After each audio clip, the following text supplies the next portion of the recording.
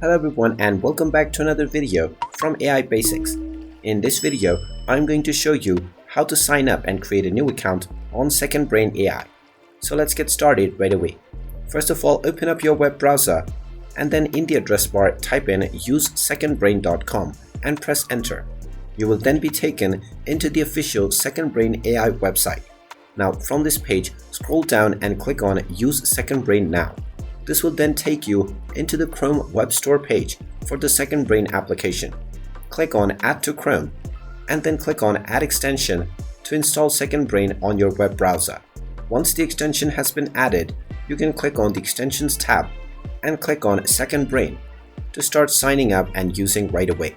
And now you will directly be signed up and you can start using Second Brain immediately. If you find this video helpful, make sure you hit that like button and subscribe to our channel if you haven't done so already. Also ring that notification bell to never miss another update from us. Thank you for watching and I will see you again in the next video.